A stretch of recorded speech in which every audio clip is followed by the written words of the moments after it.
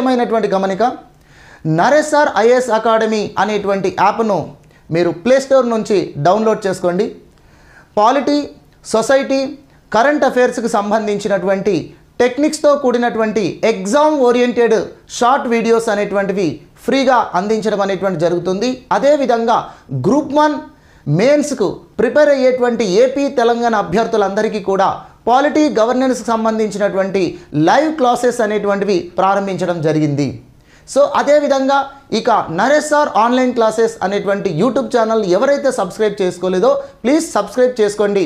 రెగ్యులర్గా కరెంట్ పాలిటీతో పాటుగా పాలిటీ ఇతర అంశాలకు సంబంధించినటువంటివి కూడా ఎప్పటికప్పుడు అప్డేట్ చేస్తూ మీకు ఎగ్జామ్లో ఉపయోగపడే విధంగా ఎగ్జామ్ ఓరియంటేషన్గా ఈ క్లాసెస్ అనేటువంటివి మనకు అందించడం అనేటువంటిది జరుగుతుంది.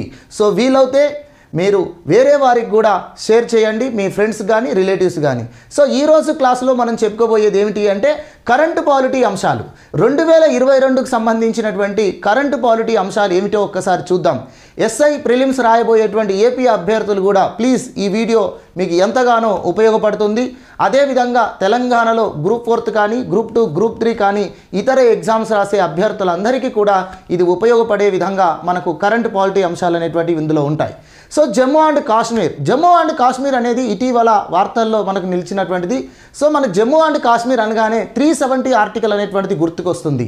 అయితే ఇటీవల సుప్రీంకోర్టులో ఒక పిటిషన్ వేయడం జరిగింది. ఏమిటా పిటిషన్ అంటే 370 ఆర్టికల్ రద్దు ప్రక్రియ అనేది రాజ్యాంగ విరుద్ధంగా జరిగింది అని చెప్పేసి జమ్మూ కాశ్మీర్కి చెందినటువంటి 2 వ్యక్తులు సుప్రీంకోర్టులో పిటిషన్ వేశారు. అయితే ఆ పిటిషన్ అనేటువంటిది కొట్టివేయబడింది. ఇక అదేవిధంగా జమ్మూ కాశ్మీర్ నియోజకవర్గాల పునర్వ్యవస్థీకరణకు సంబంధించినటువంటి అంశం పైన కూడా 2 వ్యక్తులు సుప్రీంకోర్టులో పిటిషన్ వేశారు. సో ఈ నియోజకవర్గాల పునర్వ్యవస్థీకరణ ప్రక్రియ చేపట్టడం పూర్తిగా రాజ్యాంగ విరుద్ధమే అని చెప్పి, కానీ ఆ పిటిషన్ కూడా సుప్రీంకోర్టు కొట్టివేయడం జరిగింది. మరి ఈ ధర్మిల జమ్మూ కాశ్మీర్కి సంబంధించినటువంటి అంశాలు ఒక్కసారి బ్రీఫ్గా ఎగ్జామ్ ఓరియంటేషన్లో తెలుసుకునే ప్రయత్నం చేద్దాం. జమ్మూ అండ్ కాశ్మీర్ అనగానే మనకు 370 ఆర్టికల్ అనేటువంటిది మనకు తెలుసు. ఈ ఆర్టికల్ అనేది జమ్మూ కాశ్మీర్కు స్వయం ప్రతిపత్తి కల్పించినటువంటి ఆర్టికల్. అయితే ఈ ఆర్టికల్ను 2019 ఆగస్టు 5వ తేదీన రాష్ట్రపతి ఉత్తర్వు ద్వారా ఈ ఆర్టికల్ అనేటువంటిది తొలగించడం అనేటువంటిది జరిగింది. అయితే ఆ తొలగింపు ప్రక్రియ అనేది రాజ్యాంగబద్ధంగా జరిగిందా అనేటువంటిది ఇక్కడ సవాలు చేస్తున్నారు. విషయం ఏమిటి అంటే 370 ఆర్టికల్లో 3 అనేటువంటి క్లాస్ ఒకటి ఉంది. సో ఈ క్లాస్ ఏమని చెప్తుంది అంటే జమ్మూ కాశ్మీర్కు స్వయం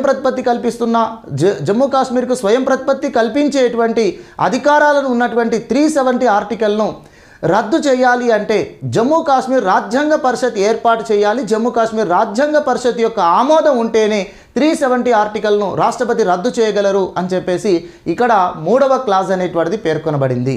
మరి జమ్మూ కాశ్మీర్ రాజ్యాంగ పరిషత్ అనేది ఏర్పాటు చేయకుండానే, జమ్మూ కాశ్మీర్ రాజ్యాంగ పరిషత్ ఆమోదం లేకుండానే 370 ఆర్టికల్ ఏ విధంగా రద్దు చేయబడుతుంది అనేటువంటిది ఇక్కడ సవాలు చేశారు.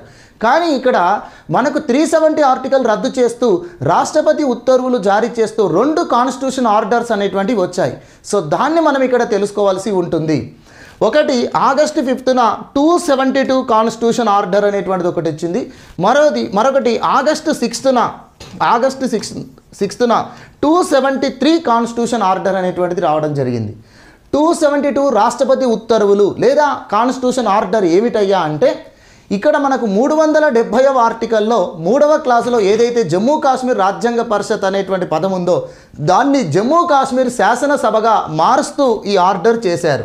అందుకోసం 367వ ఆర్టికల్లో మనకు ఒక క్లాజును చేర్స్తూ 367వ ఆర్టికల్లో ఒక క్లాజును చేర్స్తూ జమ్మూ కాశ్మీర్ రాజ్యాంగ పరిషత్ అనేదాన్ని జమ్మూ కాశ్మీర్ శాసనసభగా భావించబడాలి అని చెప్పేసి దాన్ని సవరణ చేస్తూ 272 ఆర్డర్ అనేటువంటిది తీసుకురావడం జరిగింది.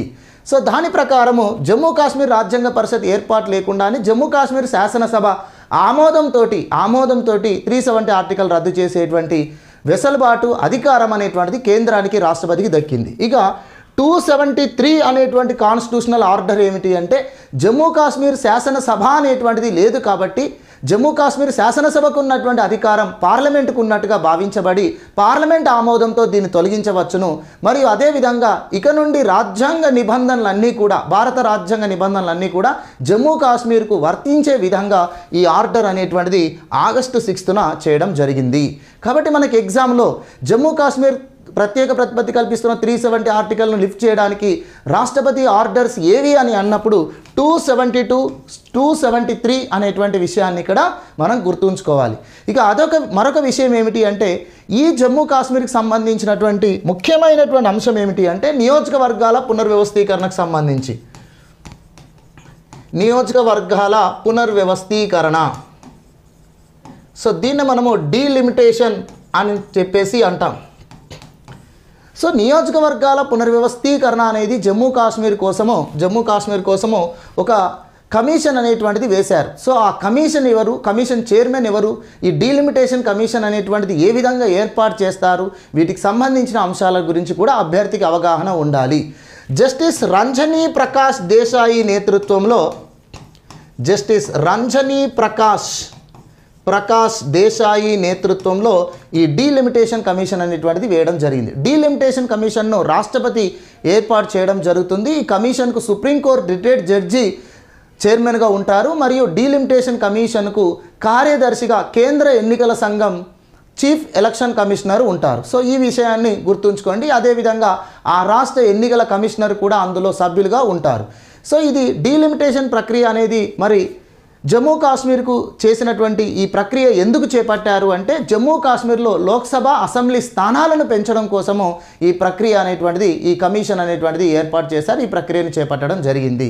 సో ఎందుకు అంటే ఇప్పటి వరకు మనకు పార్లమెంటు మరియు అసెంబ్లీ స్థానాలకు డీలిమిటేషన్ ప్రక్రియ అనేటువంటిది చివరిగా మనకు 1973లో సభ్యుల సంఖ్యను పెంచడం అనేటువంటి జరిగింది. తర్వాత రిజర్వేషన్ అనేది 2002లో చివరిసారిగా జరిగింది.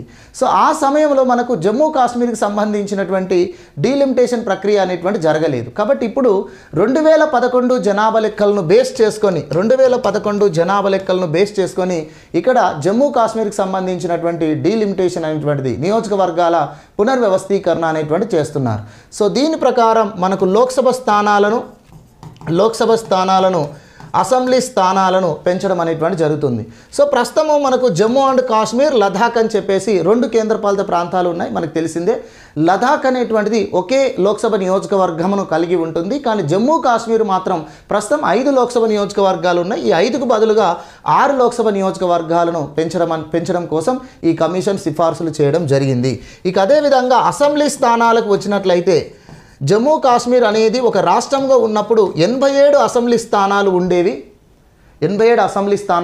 పాక్ ఆక్యుపైడ్ కాశ్మీర్ కాకుండా దీన్ని 90కి పెంచడం జరిగింది. అంటే పాక్ ఆక్యుపైడ్ కాశ్మీర్తో కలుపుకుంటే 114 అసెంబ్లీ స్థానాలు అనేటువంటివి ప్రస్తుతం జమ్మూ కాశ్మీర్కు పెరిగినాయి అని చెప్పేసి మనం గుర్తుంచుకోవాలి. సో ఈ రకంగా మనకు ఈ డీలిమిటేషన్ కమిషన్ అనేటువంటిది నియోజకవర్గాల పునర్విభజన కమిషన్ అనేటువంటిది వేశారు. ఆ కమిషన్కు చైర్మన్ ఎవరు, తర్వాత లోక్సభ అసెంబ్లీ స్థానాలు జమ్మూ కాశ్మీర్కు ఏ విధంగా పెంచడం కోసం ఈ కమిషన్ సిఫార్సు చేసింది, ఇవన్నీ కూడా గుర్తుంచుకునే ప్రయత్నం చేయండి. ఇక తర్వాత ఇంకా జమ్మూ కాశ్మీర్కి సంబంధించినటువంటి మరొక అంశం ఏమిటి అంటే ఇటీవల జమ్మూ కాశ్మీర్లో కొన్ని తెగలకు ఎస్టీ హోదా అనేటువంటిది కల్పించడం జరిగింది. కొన్ని గిరిజన తెగలకు ఎస్టీ హోదా అనేటువంటిది ఇవ్వడం జరిగింది. ఎస్టీ హోదా ఇవ్వడం కోసం కేంద్ర హోంమంత్రిత్వ శాఖ ఆమోదం తెలిపింది. సో అది ఏమిటి అంటే ఒకటి గుజ్జార్, బకర్వాల్, పహాడీ అనేటువంటి వర్గాల వారిని గిరిజన తెగలను ఎస్టీ హోదాగా గుర్తించడం అనేటువంటిది జరిగింది. సో ఈ 3 తెగలను ఎస్టీ హోదాగా గుర్తించారు. సో గుర్తిస్తూ ఆమోదం తెలియజేశారు. ఇంకా దీన్ని పార్లమెంట్లో ఆమోదించాల్సినటువంటిది ఉంది. ఎందుకంటే మీ అందరికీ తెలిసిందే 342 ఆర్టికల్ ప్రకారం 342వ ఆర్టికల్ ప్రకారము ఏదైనా ఒక తెగను ఒక వర్గమును ఎస్టీ హోదాగా కల్పించాలి అంటే అది రాష్ట్రపతికి అధికారం ఉంటుంది. రాష్ట్రపతి ఉత్తర్వు జారీ చేయాలి. దాని తర్వాత పార్లమెంటు షెడ్యూల్డ్ తెగల జాబితాను సవరణ చేయాల్సి ఉంటుంది. సో ఆ దృష్ట్యా ఇక్కడ మనకు కేంద్ర హోంమంత్రిత్వ శాఖ వాళ్ళు దీనికి ఆమోదం అనేటువంటిది తెలపడం జరిగింది. రాష్ట్రపతి ఉత్తర్వులు మరియు పార్లమెంట్ ఆమోదం పొందాల్సి ఉంది. ఇప్పుడు వరకు ప్రజెంట్ అయితే 710 గిరిజన తెగలు అనేటువంటివి షెడ్యూల్ ట్రైబ్స్ అనేటువంటివి ఉన్నాయి అనే విషయాన్ని గుర్తుంచుకోండి. సో ఇవి కొత్తగా 3 ట్రైబ్స్ను జమ్మూ కాశ్మీర్లో ఎస్టీ హోదా కల్పించడం కోసము కేంద్ర ప్రభుత్వం నిర్ణయం తీసుకుంది. ఈ విషయాన్ని గుర్తుంచుకునే ప్రయత్నం చేయండి. ఇక తర్వాత జమ్మూ కాశ్మీర్లో గతంలో స్థానికులకు మాత్రమే, స్థానికులు అంటే 1947 అక్టోబర్